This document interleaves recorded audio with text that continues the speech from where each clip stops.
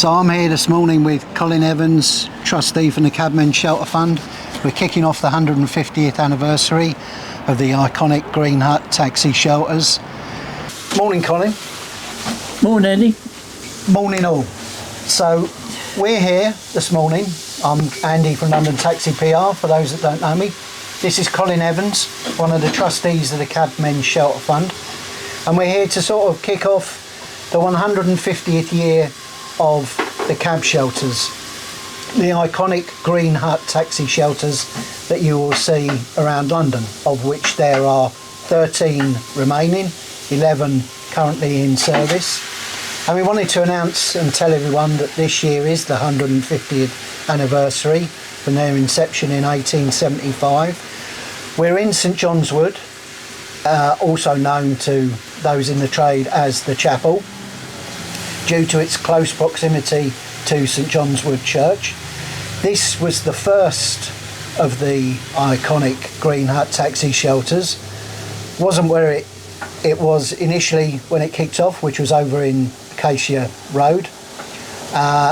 Founded by Captain George Armstrong, who was editor of the Globe newspaper, who got together with several entrepreneurial friends of his, which included, I believe, one of the royal family. There was the Earl of Shaftesbury and the Prince of Wales, who later became Edward VII.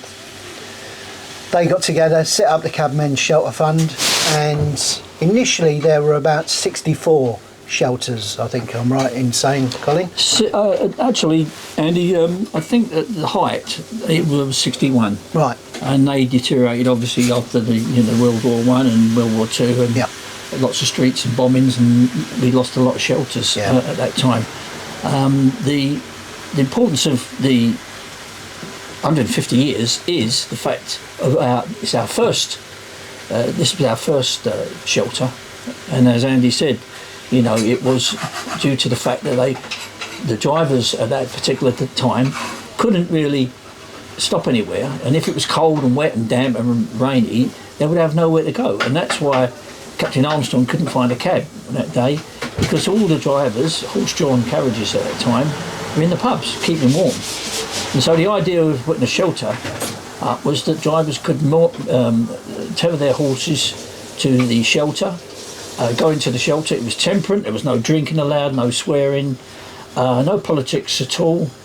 It's changed quite a lot since then, of course. Most of them things. Several of them things have been inserted back into these shelters. Absolutely. And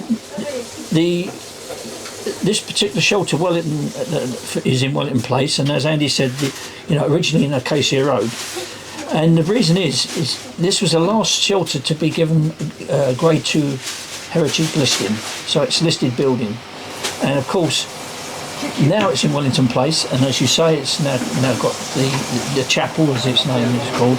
I'd like to also say that we've got shelter keeper Andre here, does a fantastic job promoting the trades as well as serving customers at the window. We'd like to have, it's 150 years, so we want to promote it, and we're like to have more of the younger drivers to come into the shelters. Okay. And at the moment they seem a little bit too busy having to work, obviously. They don't have a lot of time to stop.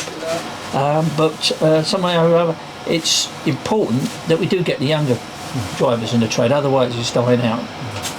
But anything else, Andy, that we can do coming up? Indeed. Well, we're going to be planning a series of events to mark the occasion throughout the year. So it's going to be a question of watch this space, because there will be various things happening. There may well be people that you will recognise popping into these shelters or being outside to be interviewed or whatever. But also just to remind people that the shelters are open to the general public at the window, which there has been this misconception really with people not thinking that they can be served at the window when they can be, but it's only inside where it's cabbies only. I've got permission to be in here, which I'm grateful for. And the shelters really need to be used as much as possible.